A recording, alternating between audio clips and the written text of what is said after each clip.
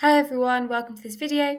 This video is about resistance to social influence, which includes two of the explanations of why people may resist social influence. These explanations are social support and locus of control. The first explanation is social support.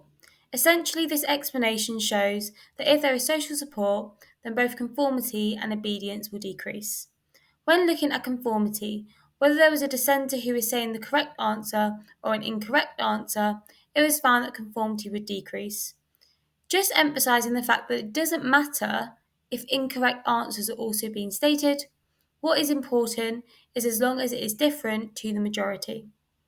This links to social support, as it shows that if there is support from other people who are also not conforming to the majority, this enables someone else to also not follow the majority.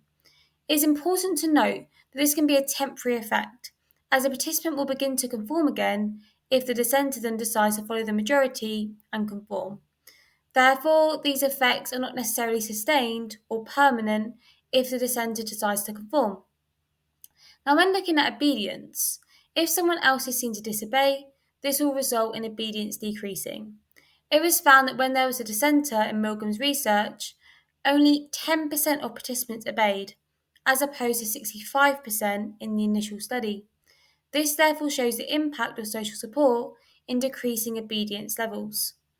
This doesn't necessarily mean that the participant will copy exactly what the dissenter does, but it gives the participant more confidence to act independently, following their own values.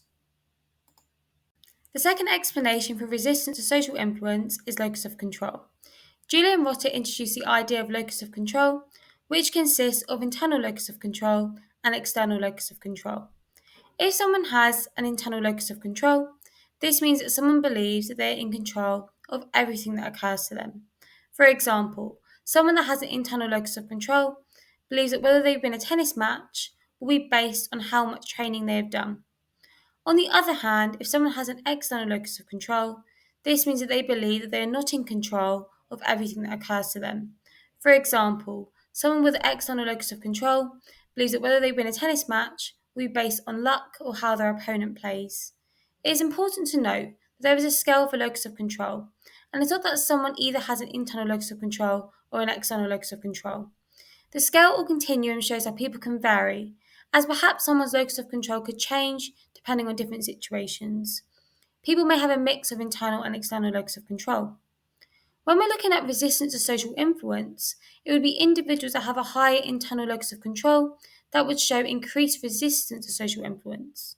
The reason that these individuals would demonstrate increased resistance is because they believe that they have control of everything that occurs to them.